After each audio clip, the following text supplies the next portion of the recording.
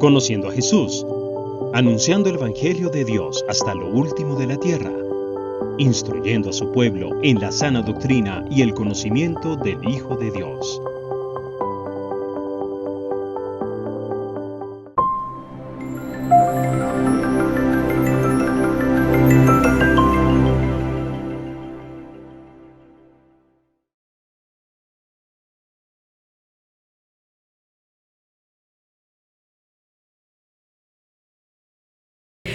Notemos lo que dice aquí la palabra del Señor.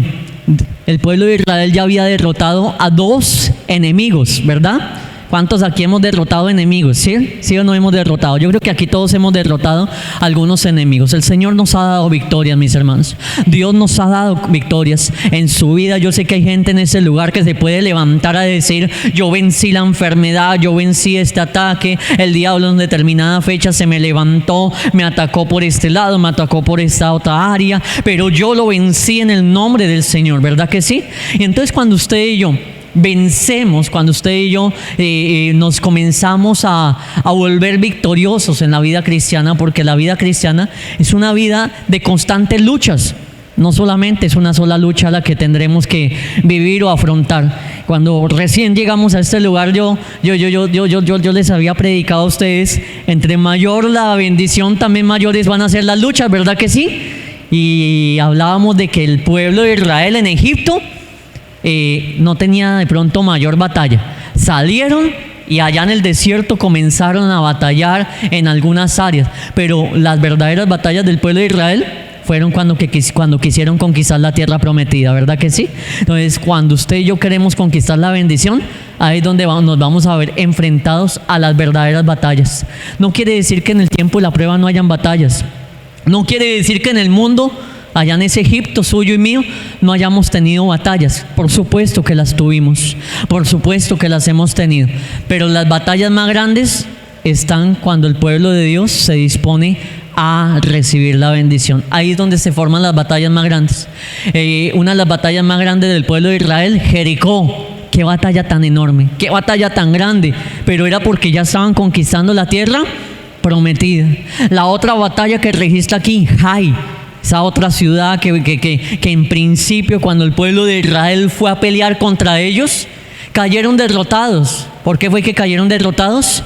Por el anatema que había, el pecado de Acán, que él había escondido allá debajo de su tienda, el pecado oculto. Se había robado, había sustraído algunas cosas allí de Jericó, cuando Dios había dicho: todo lo de Jericó es mío, porque es la primicia. Ahí aún hay un versículo que nos enseña acerca de la primicia, de cuando las cosas deben de ser para el Señor, y lo primero uno en gratitud debe dárselo al Señor. Pero bueno, más allá de eso, Acán cometió ese pecado, contrarió la instrucción de parte de Dios, en donde Dios le había dicho: oye, de Jericó no vas a tomar nada, sino que todo me lo vas a consagrar. Y Acán no le importó. Acán guardó allá debajo de su tienda ciertos elementos, y por causa de eso el pueblo cayó derrotado. Un pueblito pequeño, Jai, derrotó a un pueblo grande como Israel por causa del pecado. Eso nos enseña a usted y a mí que cuando tenemos por ahí cosas ocultas en nuestras vidas, las victorias no llegan.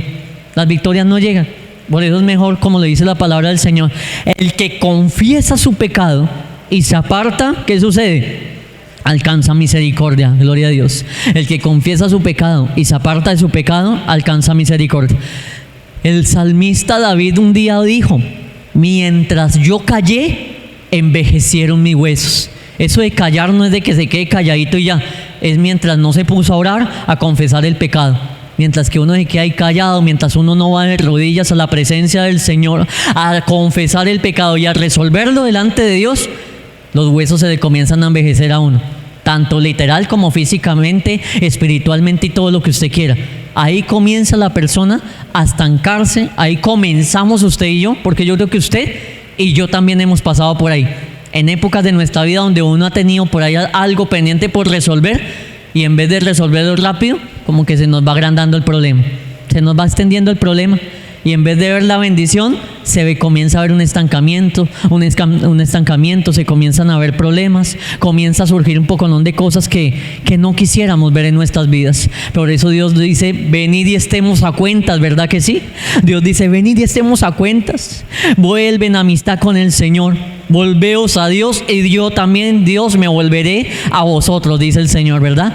Entonces, cuando hay pecado oculto, pues desafortunadamente no se van a ver las bendiciones. Pero entonces aquí vemos que, bueno, el pueblo se reconcilió con Dios, le pidió perdón a Dios, luego Dios les dio la victoria, gloria al Señor. Por eso que cuando usted y yo nos arrepentimos, hay un Dios misericordioso en los cielos, ¿verdad que sí?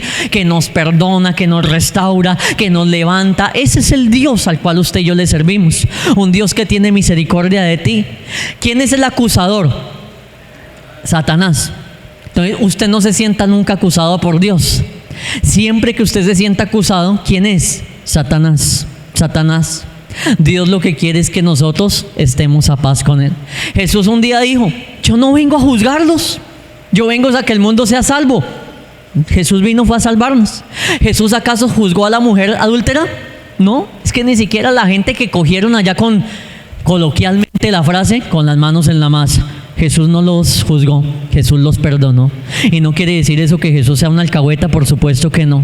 Pero Jesús viene a perdonarnos, Jesús viene a resolver los problemas en que usted y yo nos hemos metido. El Señor Jesús viene a solucionarnos un poconón de problemas en los cuales por la ignorancia del pecado, usted y yo terminamos allí envueltos. Gloria a Dios por ese Señor Jesús, ¿verdad que sí? Que vino a rescatarnos de la esclavitud del pecado, que nos dio vida y vida en abundancia. Amén. Pero entonces dice la palabra del Señor que quien nos acusa, ¿quién es? El diablo. Entonces el diablo es experto en acusarnos, el diablo es experto en cuando usted y yo cometemos un error, restregárnoslo en la cara. El diablo es experto en recordarnos las cosas que hemos hecho el año pasado, hace 2 años, hace 5 años, hace 20 años. El único que le recuerda a usted el pasado se llama Satanás. La Biblia dice, en Cristo somos hechos ¿qué? Nuevas criaturas. Las cosas viejas pasaron y aquí todas son hechas nuevas. O sea que si usted ya llegó a Cristo, todo su pasado, dice la palabra del Señor, que tiene que quedar en el olvido, tiene que quedar atrás. Todo eso, la palabra del Señor dice, yo perdonaré sus pecados, ya no me acordaré más de ellos. Y todo eso tiene que quedar atrás. Diferente es de que cuando algunas cosas de esas no se han resuelto, todavía pueden afectar nuestro presente, por supuesto que sí. La falta de perdón, si yo no he perdonado a mi papá de lo que me hizo en la niñez, bueno, eso sí ya no puedo decir que ya soy nueva criatura si todavía estoy cargando cosas del pasado. No, hay que resolver ciertas cosas del pasado de todas maneras, pero Dios nos llama a ser nuevas criaturas en Cristo Jesús. Amén. Dice aquí la Biblia en el versículo 1 que había otro rey más. ¿Cómo se llamaba este otro rey? Adonisedec. Es decir que ya habían enfrentado al rey de Jericó, luego enfrentaron al rey de Jai, pero ahora tenían que enfrentar a Adonisedec. Yo no sé cuántos reyes de las tinieblas usted haya tenido que enfrentar. Yo no sé a cuántos reyes de las tinieblas usted ya haya vencido. Gloria al Señor por eso, amén. Pero de seguro que hay otro más en fila. Usted como que ya venció uno, pero allá a la vuelta de la esquina como que hay otro enemigo esperándolo. Y esa es la vida del cristiano. Por eso es que el Señor nos ha dado la armadura de su espíritu, amén. Por eso es que a veces la vida del cristiano como que es de lucha en lucha, ¿cierto que sí? Y por algo la misma palabra del Señor nos enseña que usted tiene una espada. ¿Cuál es la espada del cristiano? La palabra del Señor. Y usted tiene un yelmo. ¿Cuál yelmo? ¿El yelmo de qué? De la salvación. Muy bien. Que tenemos una coraza. ¿La coraza de qué? De la justicia. Que tenemos el escudo de la fe. Y bueno, el resto de la armadura, que usted la conoce muy bien. ¿Para qué cree que se la dio el Señor? No se la dio porque se viera bonito ahí para decorarlo, para ataviarlo ahí, que se ve tan bonito ahí vestido de soldado. Le luce la armadura. No, el Señor no nos la dio de lujo. El Señor nos la dio para pelear. El Señor nos la dio porque sabe que usted y yo nos vamos a tener que ver enfrentados a más de una batalla en esta vida. Y ahí es donde el cristiano a veces se estrella. Y como en los dichos seculares, como que toca decirle al cristiano, oiga, bájese de esa nube y ponga los pies en la tierra. Porque el cristiano a veces piensa que la vida cristiana, que porque llegó a Cristo entonces no hay batallas, que como que todo es color de rosa. No, eso se lo venden cuando le venden el baloto. Allá cuando le venden el baloto es que le prometen que la vida se le soluciona y que, mejor dicho, una vida de multimillonario donde va a disfrutar y solamente alegría de ahí hasta que se muera. De verdad, le prometen ni siquiera que se le va a resolver solamente su vida, sino la de sus hijos, sus nietos, tataranietos y demás. Eso es el baloto, pero la Biblia no nos promete eso. La Biblia, ¿qué nos promete? Vida eterna. Pero nos promete a nosotros en esta tierra tribulaciones. Por eso es que la Biblia nos dice, es necesario que por medio de las tribulaciones lleguéis al reino de los cielos. Ahí se lo parafraseé un poquito, pero la Biblia nos enseña eso, que es necesario que usted y yo a través de las tribulaciones lleguemos al cielo. Es necesario que usted y yo atravesemos por ahí. Aquí el pueblo de Israel, gloria a Dios, derrotó a Jericó. El pueblo de Israel, gloria a Dios, derrotó a Jai. Pero ahora se levantó el tercero, Adonisedec. 3 reyes ahora, 3 batallas. Ahí donde usted de pronto, gloria a Dios, ya venció la enfermedad. Gloria a Dios, ya venció una deuda. Y luego ahí se le levanta un problema en la familia. Y usted, ay Dios mío, pero no salgo de una cuando ya estoy metido en otra. No termino de salir de una batalla cuando ya siento otra vez que el diablo se me levanta. Ayer estudiábamos de las personitas que vinieron al culto de ayer y hablábamos, mis hermanos, de cómo el diablo siempre se les levanta a los hijos de Dios. Hablábamos de cuando Israel se puso allí en pie de batalla y los gabaonitas los engañaron. Los gabaonitas le dijeron, oiga, mire, nosotros venimos aquí con los pantalones roticos, los zapatos están rotos, nuestro pan, vea el pan que traemos está todo duro y con moho, está mohoseado. Y los gabaonitas hicieron creerle a los israelitas que eran personas de lejos y que venían en una peregrinación de Dios, que no nos fueran a hacer nada. Y ahí veíamos el día de ayer cómo es la astucia del diablo. ¿Cómo es la astucia del diablo? Que no siempre el diablo le va a aparecer a usted con una espada, sino que a veces se le va a aparecer con carita de yo no fui. Venga, con salamería, con astucia. El diablo también se presenta de esa manera. No siempre el diablo se le va a presentar a usted con espada y también vestido de guerrero, no. El diablo también se presenta con astucia. Y ahí es donde usted y yo tenemos que tener el discernimiento para decir, uy, este enemigo se me levantó con toda, con ejércitos, con carros de caballo, con espada, con escudo, con de todo. Pero hay otros enemigos que de pronto vengan a darle un beso, como el de Judas, ¿cierto que sí? Entonces, notemos eso. Habían enemigos que se levantaban como Goliat, un hombre gigantísimo, con lanza, con jabalina y demás, y amedrentando a todo el pueblo de Israel. Habían enemigos así. Pero habían otros enemigos como Judas, que se le levantaron al Señor Jesús con un beso. Entonces ahí usted y yo tenemos que discernir esta persona. ¿Qué hay en esta persona? El diablo hasta se puede levantar por un compañero de trabajo. El diablo se puede levantar por una amistad, por un vecino, por un mismo familiar, por el que menos uno espera. Y el diablo se levanta por ahí, porque recuerde que no solamente es un enemigo el que usted y yo tenemos en nuestra vida. Aquí ya el pueblo de Israel llevaban 3 enemigos, y si contamos a los gabaonitas, 4 enemigos. Con Jericó tuvieron que pelear con espada. Con Jai tuvieron que pelear con espada. Con los gabaonitas se les metieron al rancho con salamería y con astucia, con abracitos y besitos, podríamos decir. Y ahora, Adonisedec, no todos los enemigos son iguales. Dice aquí la palabra de Dios, versículo número 2, que este Adonisedec tuvo gran temor, porque Jehová era una gran ciudad, como una de las ciudades reales, y mayor que Jai, y todos sus hombres eran como fuertes. Pero note que aunque los gabaonitas eran una gran ciudad y eran todos sus hombres fuertes, no se les fueron con espada a pelear y atacar a los israelitas. Ojo con eso. Eran fuertes, el perfil era de guerra, eran una ciudad grande. Pero en el capítulo número 9, el anterior capítulo, que lo estábamos estudiando el día de ayer, ellos, a pesar de que eran fuertes y guerreros, sacaron sus espadas para pelear. El diablo habrá ocasiones donde no le saque la espada a usted, sino que le quiera meter por otras áreas de su vida. Y ahí es donde se nos ha enseñado, iglesia, se nos ha dicho una y otra vez: no le abra puertas al diablo en su casa, no le abra puertas al diablo en su mente. Usted no consienta pensamientos que no sean de Dios, porque ahí se le mete el diablo. Usted no consienta sentimientos que no sean de Dios, porque ahí se le mete el diablo. Usted no consienta conversaciones que no sean de Dios en el celular, porque ahí se mete el diablo. Usted y yo no consintamos por ahí conversaciones con nadie que no edifiquen, porque por ahí se mete Satanás. No, sonará un poquito religioso, pero es que el diablo no solamente se va a presentar a través de hechicería. El diablo no solamente trabaja a través de los brujos, porque algunos tildan a Bethesda de que Bethesda ve brujos y brujas en toda parte. No, el diablo no solamente trabaja con los brujos y hechiceros. El diablo también trabaja con gente salamera. El diablo también trabaja con gente hipócrita.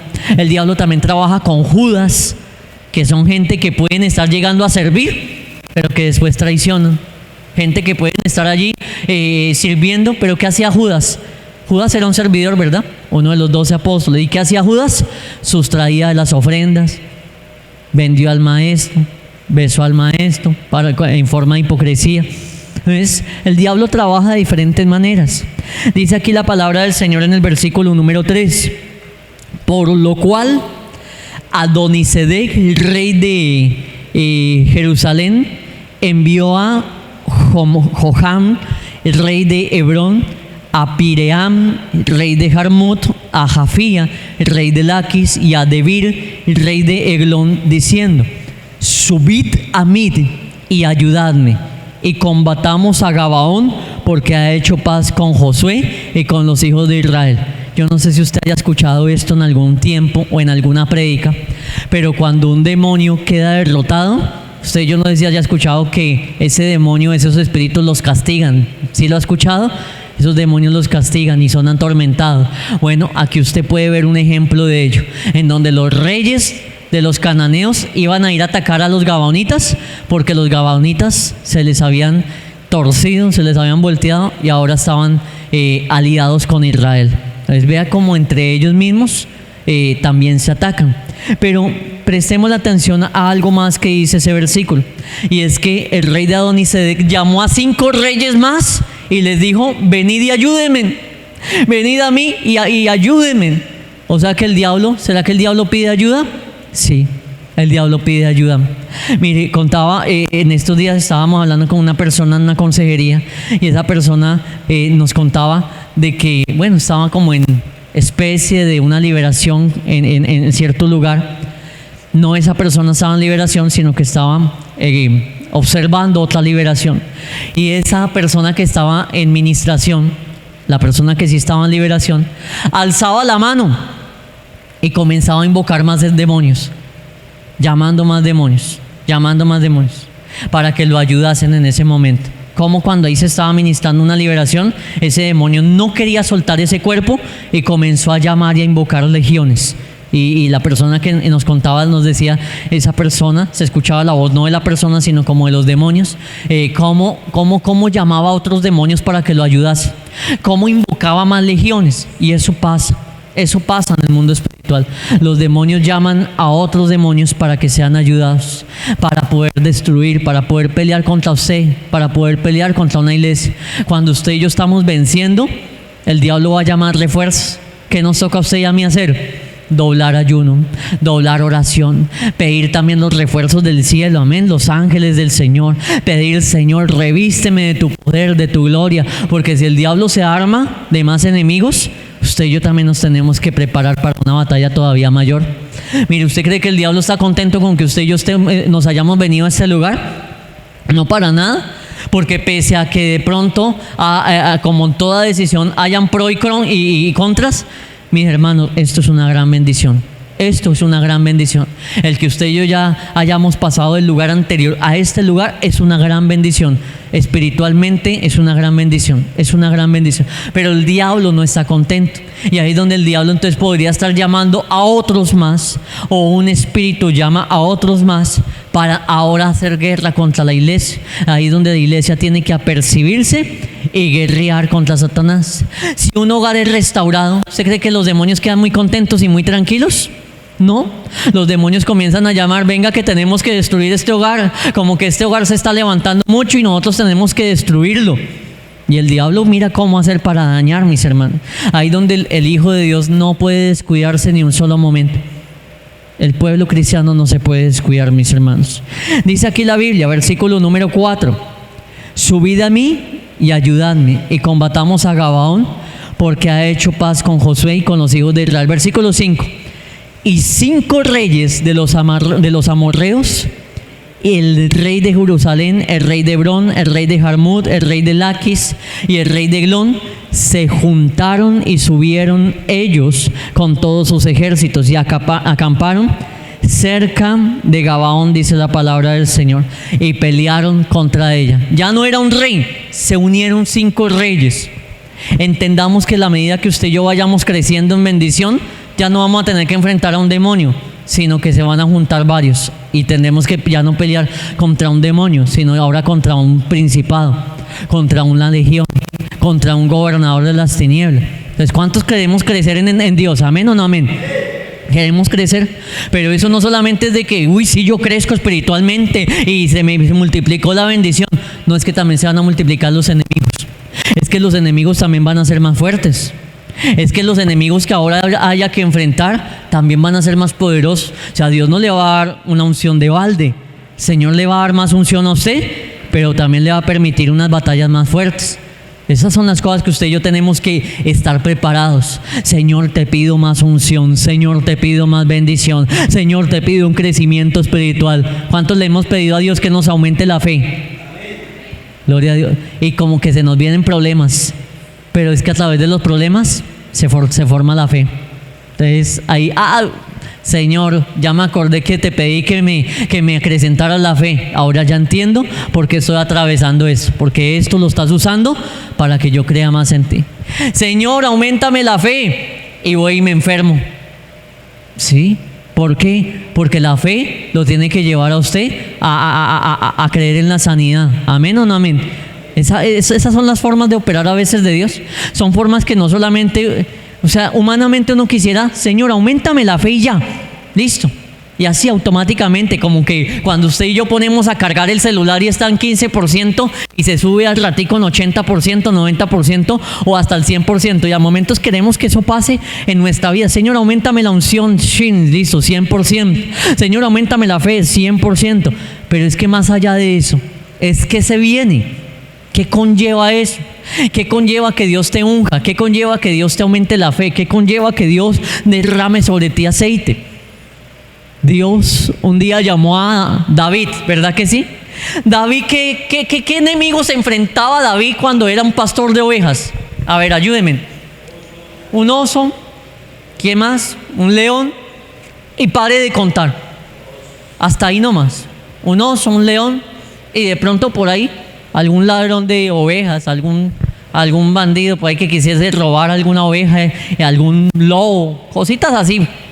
¿Cierto que sí? Pero un día, iglesia, David fue ungido. El aceite cayó sobre la cabeza de David. ¿Cuántos queremos que el aceite de Dios sea derramado sobre nuestras cabezas? ¿Amén o no amén? Yo sí lo quiero, mi hermano. Yo quiero que el aceite del Señor cada vez sea mayor sobre mi vida. Y también lo pido para la iglesia. ¿Pero qué le conllevó eso? A que ya no peleara con osos. ¿Qué le conllevó eso? A que ya los enemigos no fuera un león ni un oso, sino que ahora ¿quién fuera? Un Goliat. Ahora ¿quién fuera? Un Saúl, que ¿cuántas veces le tiró la lanza? 3 veces, si mi memoria no me falla. Le tiró la lanza para matarlo, a saetearlo como 3 veces, en 3 ocasiones. Lo persiguió por muchos lados. Entonces, ¿qué conlleva la unción, iglesia?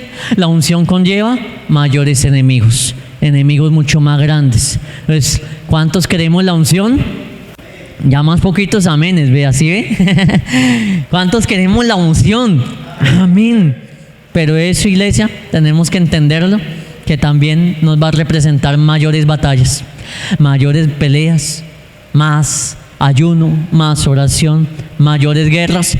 Pero gloria a Dios, Dios siempre le dio la victoria a David. Aunque se levantó un Goliat, se le levantó un Saúl, se le levantó su mismo hijo Absalón, ¿cierto que sí?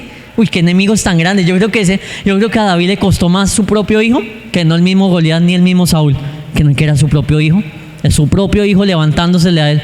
Yo creo que eso le dolió más a David. Entonces son enemigos muy grandes, mis hermanos. Son enemigos muy grandes. Pero ese es el costo de la unción. Ese es el costo de que Dios te bendiga todavía más. Si nosotros no queremos la bendición, si nosotros no queremos la unción, pues de pronto seguiremos toda la vida peleando nomás contra el oso y el león. Pero entre más bendición queramos, mis hermanos, más grandes van a ser los enemigos. Pero gloria a Dios, jamás esos enemigos serán más grandes que nuestro Dios. ¿Cuántos le dan la gloria a Dios por eso?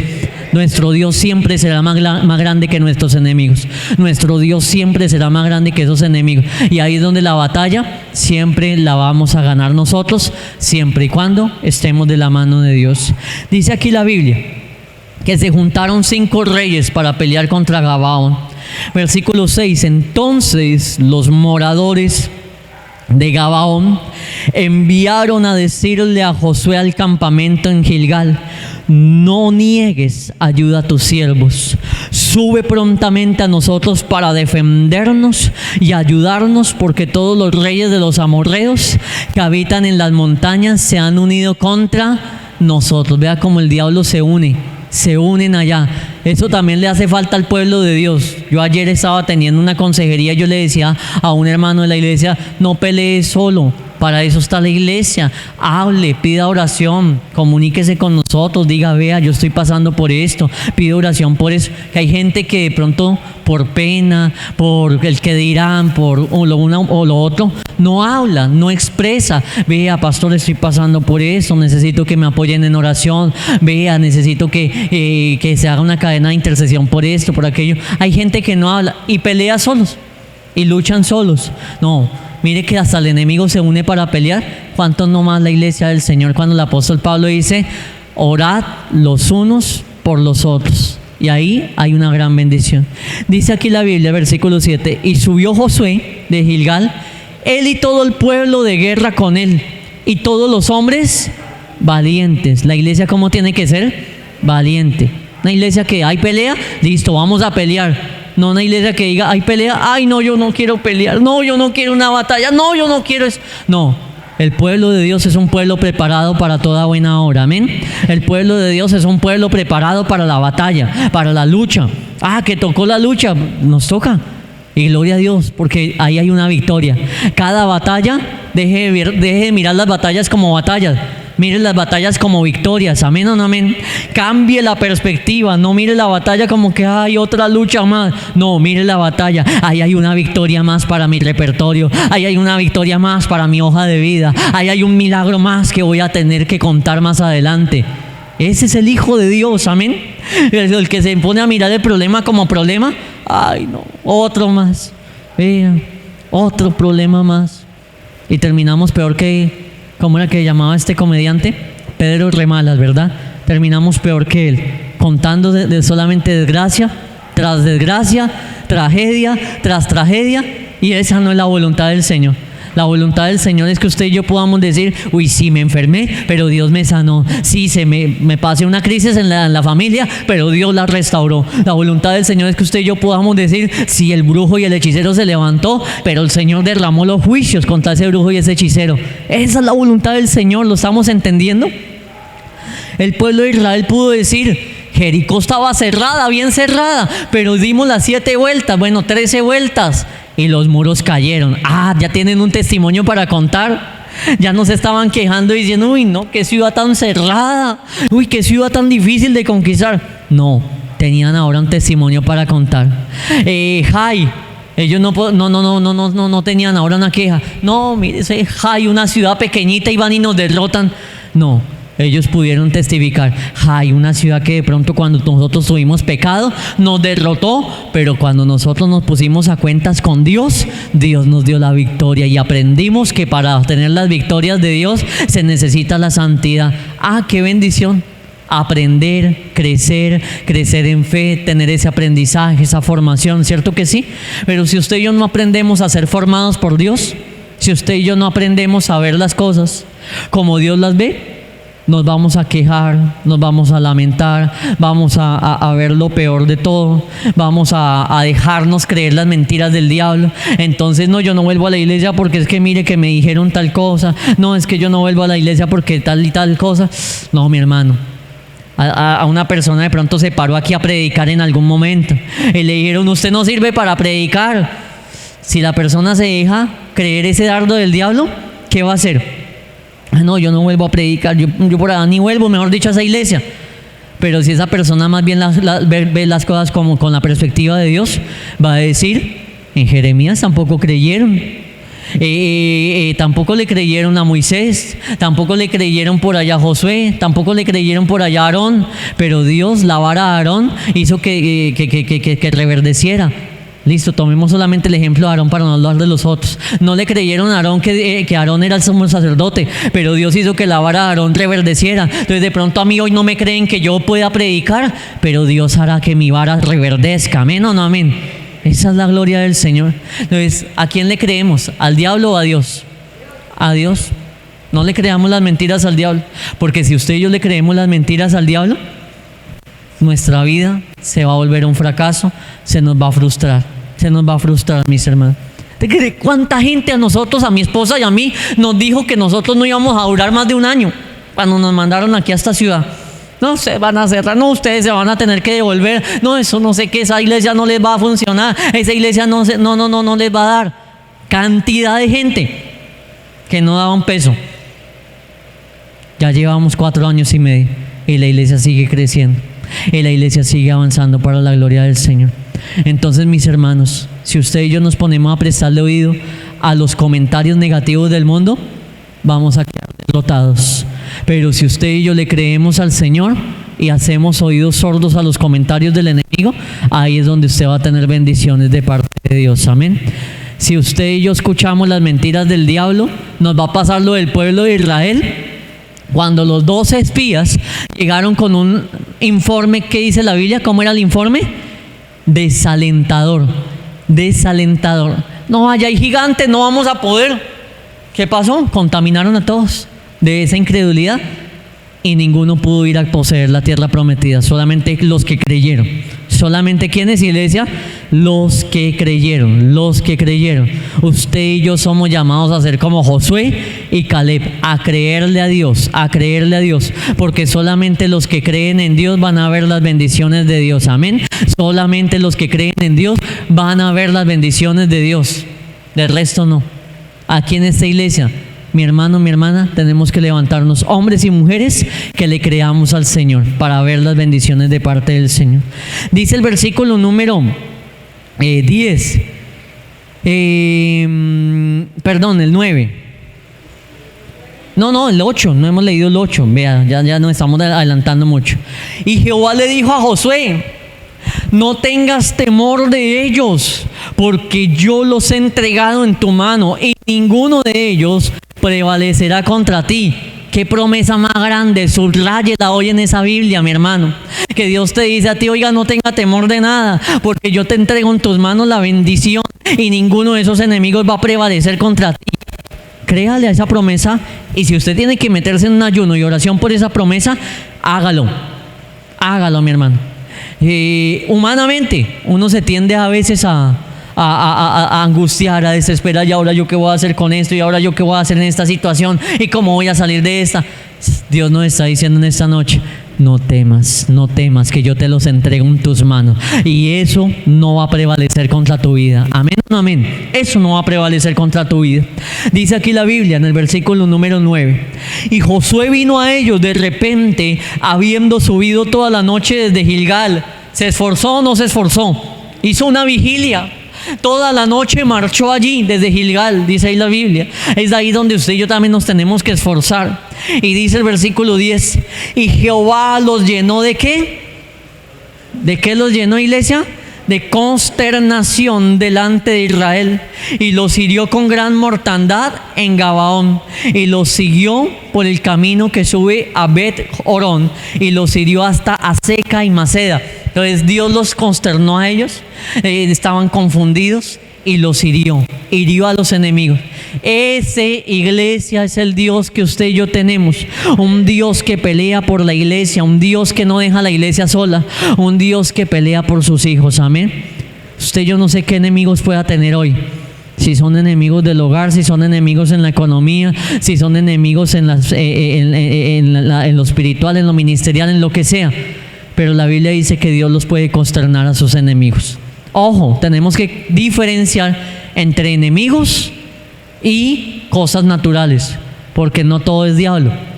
No todo es diablo, iglesia. No todo es diablo. Hoy yo le hablaba a una persona sobre eso. Hay cosas que son naturales y hay cosas que sí son espirituales. Hay cosas que simplemente son descuido de nosotros. Si yo no me cuido en la salud, ¿qué va a pasar? ¿Qué es lo más normal que me pase? Pues que me voy a enfermar, ¿verdad? Sí, yo voy y como chicharrón todos los días y bien salado, lo más seguro es que en un par de añitos esté sufriendo de la tensión y tenga que tomar por allá losartano, no sé qué medicamento para la presión arterial, ¿verdad? Y sumémosle a eso si me estreso, y sumémosle a eso si me preocupo, y un poco de cosas más que pueden llegar a afectar. ¿Le puedo echar la culpa al diablo? No, al chicharrón. El chicharrón que me gustaba, y a la sal, y al estrés y demás, pero al diablo no. Hay cosas que son naturales, hay cosas a las cuales no les puedo echar la culpa ni al diablo, ni a los brujos, ni a los hechiceros, sino son cosas normales. Pero cuando sí son enemigos, la Biblia dice, yo los voy a consternar, amén. Yo los voy a entregar en tus manos. Es diferente de las consecuencias, son diferentes. Dice aquí la Biblia, versículo 11. Y mientras iban huyendo de los israelitas a la bajada de Bet Horón, Jehová arrojó desde el cielo. ¿Qué arrojó Dios? Léalo allí. Grandes piedras sobre ellos hasta Aseca. ¿Y qué pasó con ellos? Murió. ¿Usted se imagina esa escena tan especial? Eso ni de película, mi hermano. Piedras del cielo cayendo. Dios allá desde el cielo, y me imagino esas piedras cayéndole en las cabezas, reventándolos. Me imagino la sangre, los sesos, las espaldas, las fracturas de esa gente. Esa escena, mis hermanos, muestra cómo Dios pelea por su pueblo. Y aunque hoy usted y yo no lo veamos tan literal, porque no es así, pero Dios sigue peleando por su iglesia, amén. Dios sigue peleando por su pueblo. Recordemos que habían dos apóstoles que le dijeron al Señor: Señor, esta gente no te recibió, ¿qué hacemos? ¿Mandamos descender fuego del cielo y que los consuma? Y Jesús les dijo: no, venga, yo más bien he venido para que ellos sean salvos, para que ellos también conozcan. No falta el cristiano que esté diciendo: uy, Señor, mándale una piedra ya a mi enemigo, rómpele por allá el cráneo. Mi hermano, de pronto Dios lo que quiere es que esa persona sea salva y que usted lo invite este domingo a la campaña evangelística, amén. Eso de pronto es lo que Dios quiere, que este domingo tenemos campaña evangelística y que más bien lo invitemos, que más bien se convierta a Cristo, que más bien se arrepienta de sus pecados. Entonces, no siempre va a funcionar de esa manera, pero los enemigos Dios sí los va a destruir, dice la palabra del Señor.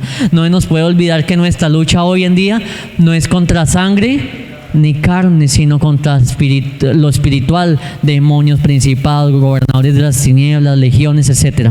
Dice ahí la Biblia, y fueron más los que murieron. Todavía estamos en el versículo 11.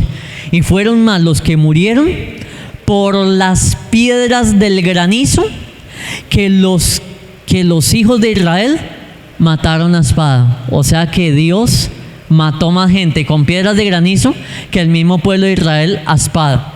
¿Quién peleó más? Dios. ¿Quién va a pelear más su batalla? ¿Dios o usted? Yo quiero que usted me lo esté entendiendo en esta noche, mi hermano. ¿Quién es el que más va a hacer en esa pelea?